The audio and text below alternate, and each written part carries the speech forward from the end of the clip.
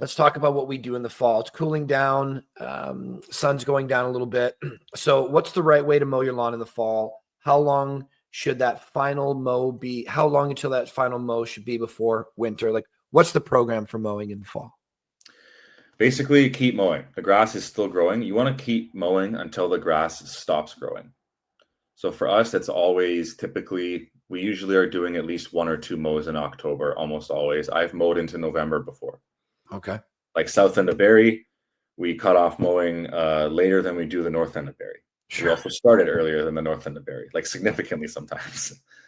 So it's all based on where you are, how the sun hits your property, and just keeping an eye on your grass. Is it still growing? Does it still need to be cut? Most people tend to skip that final lawn cut. Because, go ahead. There's the other issue there is because of the leaves. Leaves start falling, and most people say, well, I'm not going to go mow the lawn now. There's got some leaves on it. So they typically go, that's it. I'll just wait now.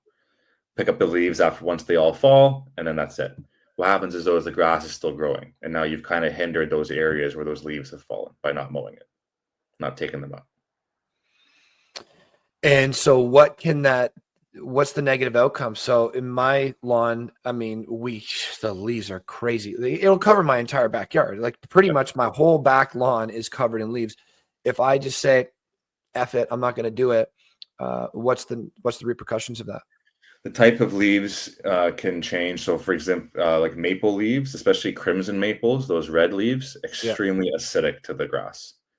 Okay. It'll throw the pH level of your grass way up. And then you'll see that in your soil test. And then you'll get, it also kind of blankets the lawn too. So that last bit of the season, the lawn is not getting enough water in those areas. It's not getting sunlight in those areas.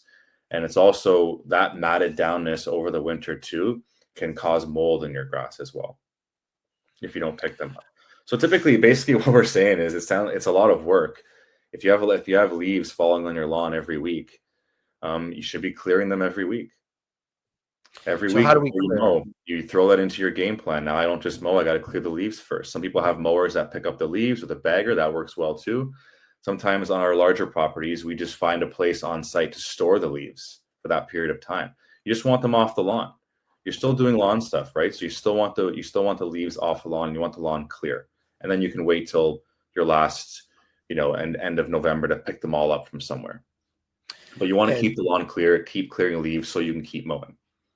Okay, so I cannot just mow over those leaves, chop them up, leave them on the grass. Oh, you can. Yeah, most people's lawnmowers, if the lawn is blanketed with weeds, they typically will struggle to cut through that. If you with just leaves, they will. Yeah, if you have a homeowner grade lawnmower, if it's a little bit wet out, it'll be very, very hard and cumbersome to cut through those leaves, and it'll leave quite a mess. Okay, so if I'm able to cut through the leaves with the lawnmower and just really chop them up like it would be the grass and just leave them on the lawn, not the worst thing in the world? Nope, not at all. But I'm going to struggle to do that. So in many cases, you got to get the rake out, bag them, put them somewhere, clear the lawn. Usually, yeah, that's the way. Or even just a blower. Blower does very, very well. Okay, I have one of those. Just blow them off. Good strong blower. Okay, so we got mowing. We got the leaves. Let's talk about aerating in the fall. Is it effective? What does it actually do for your lawn? We talked about it long term. We know that it's that really hard soil. It's basically like as you're speaking, I'm thinking of it like skin. Your skin gets plugged up. You put cream on your skin. It just sits on the surface. Yep. Doesn't help. So I'm looking at aeration as, pulling up blackheads and things like that, creating space for seed, for water, for all that to go. For me, and I imagine many people, I'm thinking a lot of this happens in the summer where all that heat is. But from learning from you, it's like, no, man, it's all 4 seasons. We're pretty much doing all of these tasks just to a different degree. So there is a potential you could aerate in the fall as well if needed. Absolutely, yeah. I do it because it just means the lawn's just that much more ready for spring, right? I know the soil's not going to be compacted. I know the water from the snow melt got down into the roots. And I know my first round of fertilizer is going to get down in there as well. Okay, so you're the lawn expert. I imagine you treat your lawn really well. Do you aerate like every year unless there's some unforeseen circumstances? I do it every spring and every fall. Yeah. Yeah. and then you fertilize and you seed at the same time or within that period? I do. I will always seed after I aerate, always. Okay. So there we go. There we have it. So we just talked about seeding. So we can do that. We aerate first, then we seed. That's right. Okay. And we can do that to prep before the winter. And that gives the grass a really good chance to grow strong in the spring. That's right. But remember, everything is about timing, right? So you don't want to, if your biggest problem that summer was your weeds got out of control and they spread too much, maybe you want to aerate and throw down a pre-emergent instead. Even in the fall. Even in the fall. Because now you can go get that pre-emergent down, and then in the springtime, you can, right when your lawn wakes up, those new seeds that you accidentally spread all over your lawn because maybe you didn't bag it when it was covered in weeds, put the pre-emergent down in the fall with the aeration, get it into the soil, wait till the spring to seed. And just for people listening, I have an idea of it, but if you could define pre-emergent, what does it mean exactly? Pre-emergent, so it kills the weeds before they emerge. So when the weed seeds drop, they're in the soil, pre-emergent will stop them from germinating. Okay. Yeah. So it just fortifies you against them even starting type of thing. Exactly, yeah. Beautiful. Okay, we talked about leaves. So last thing so this is what I like because, again, I just didn't even think about it until I read your things. So to wrap up the fall here, we've talked about watering. We do it as needed. You got the tuna can if you need it, but if you're consistent, you're going for depth, not frequency. Right. We're talking about basically 2.5 inches all the way up to 3.5 inches to cut that grass. Let it go a little longer in the summer because of that heat. We talked about aerating if it gets compact, especially in the spring and in the fall are good ideas to do it. And then you seed after that. Now our lawn season is done, but we have all the stuff that we worked with before we wrap up. So before winter hits, what should people do with their lawn equipment to make sure it's ready for the spring? I'm probably one of the worst at this. When I found out how many times you should sharpen your blades, I'm like, I don't think I've sharpened my blades in a decade. But how do we get set up so that our equipment is lasting long and giving us that value for the dollar, but also doing the right job for the lawn? Right. So typically what I do, and for most of our clients, is their last grass mow, we will cut it a little bit shorter than normal. Okay. I would never cut any grass lower than 2.5 inches, but we will cut it a little bit lower than normal. That way, one of the main reasons is because in the spring, the grass may start growing, but you may not have optimal conditions outside to mow the grass. We get a lot of rain in the spring. By the time you're actually your lawn may be sloped, right? You may have some dirt back there. You may not be able to get out and cut the grass, but the grass is growing because our temperatures are higher. So you may not get out there to do your first mow. And you're like, oh no, the grass is now 6 inches long. Right. And my mowers just can't do it, right? Or I can't do it. Now you got a mess. So basically what I like to think of is I'm giving the grass that time to kind of grow a little bit excessively in the spring if it has to before we can get to the first cut.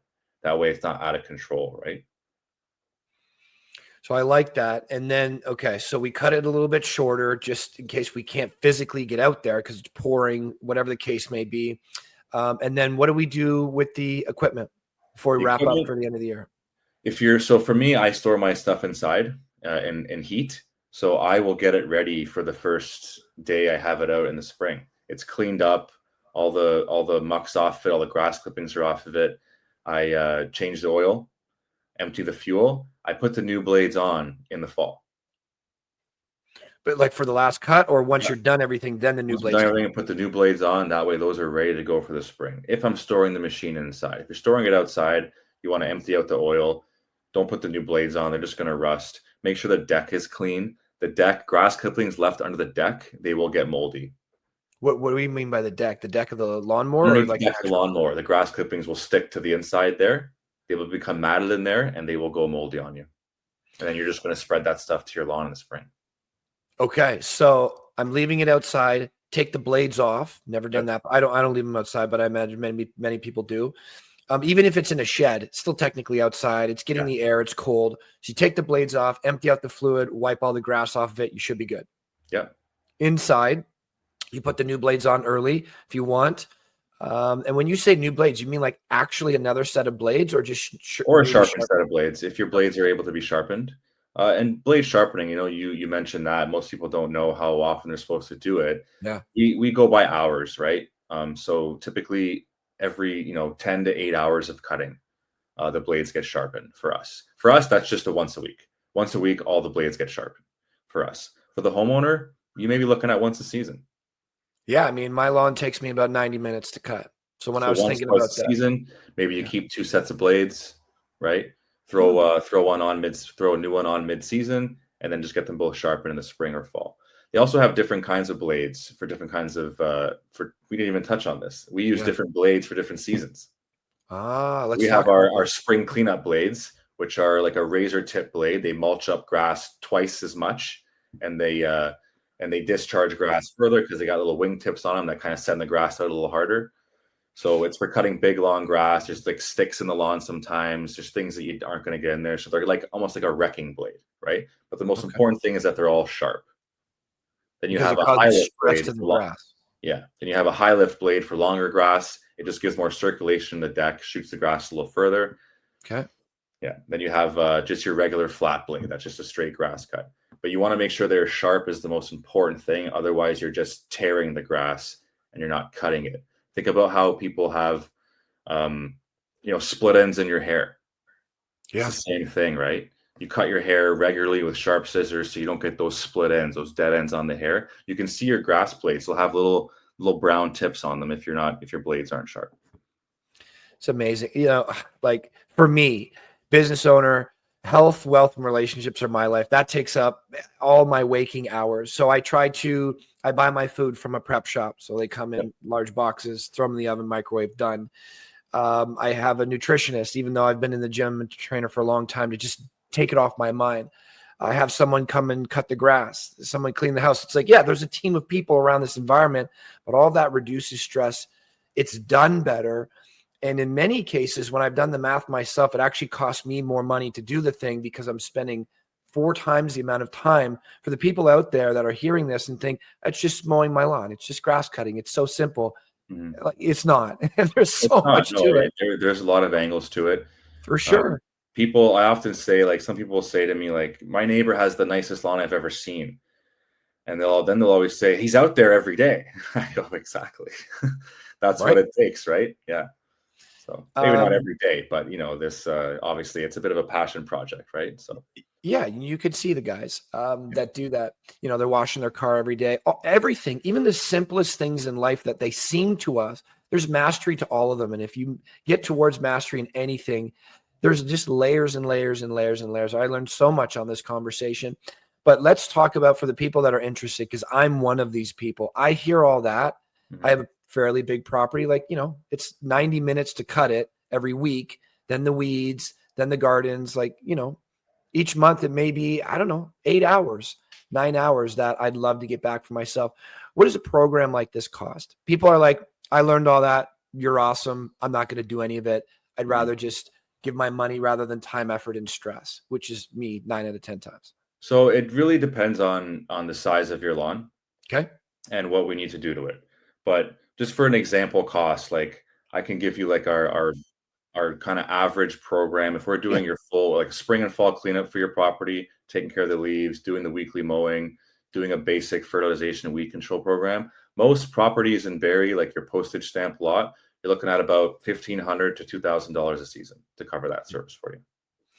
And that's basically April to October. April to October. So mid-April, we start doing spring cleanups. Like we just started this past Monday was our first week out full time doing them. And then mowing usually starts first, second week of May, depending on if you're in the south end or north end of Barrie, and usually runs till the first week of October, give or take. So April, May, June, July, August, September, October. So you're talking 7 months. Yeah. Yep. So you're talking $200 a month, roughly. Pretty much. Somewhere around there. Yep. And, for me, and you're talking about these postage stamps. So mine's a little bit bigger than that, but not much. But it's the gardens, the trees. So if it's to do it how you just described, I'm thinking that's probably more like 15 hours a month for me. But just to do it the way I do it, play around in the gardens a little bit, I'm talking 10 hours that it's taking me. So if I could pay you $200 and save myself 10 hours, All the homeowner has to do is ask, is their hour worth more than $20? And for me, that's a big yes. $20 was in my 20s. We have some customers with large properties, and they told me that them and their spouse were spending 4 hours a week just cutting the grass. Right. So it's crazy. Like trimming it midweek, then mowing it together. And it's just, and they said, and they're business owners. And they said the time we've gotten back, like this is a no-brainer. Yeah, you're talking 20 hours a month. Just ask. See, humans don't do this all that often until somebody points them in the direction. Luckily, I wish it was earlier in life, but it happened when it happened. And now I consider the value of my time, and it's not $20. So that makes things, plus you also want some time to relax. It's like you work all day to come home and take care of your lawn and your house and all this stuff. This has been fantastic, Luan. I mean, you opened my eyes up big time to what I thought was just a simple thing. I should have known that as you go towards expertise in some things, there's just layers and layers and layers to it. You guys provide a lot of value, and your expertise, I think, is going to help a lot of people. Any final comments towards people on their lawn care, what you guys do in Barrie that you want to wrap up with? I would say everything's about just being proactive and consistent and having a plan, right? Think about everything you're doing this month for the next month. Right. It's kind of how I look at it. Things you do in the fall are going to help you in the spring. Things you do in the spring are going to help you midsummer. Beautiful. What's the best way for people to get a hold of you, Luan? You can check out our Facebook page. Yeah, we have Instagram, Simcoe Lawns Ltd, our website, simcoelawns.ca, or you can get in touch with me, Luan at simcoelawns.ca. Beautiful, man. It's been a pleasure. This is episode 1 of our Expert Series podcast, and you just nailed that expertise out of the park, man. It's been a pleasure. Look forward to chatting with you many more times throughout the summer, pal. Thanks, Jeff. I appreciate it. Take care, man. You as well. Thank you for listening to the Good Neighbor Podcast. To nominate your favorite local businesses to be featured on the show, go to gnpwithjeffandsean.com. That's gnpwithjeffandsean.com, or call 705-413-3775.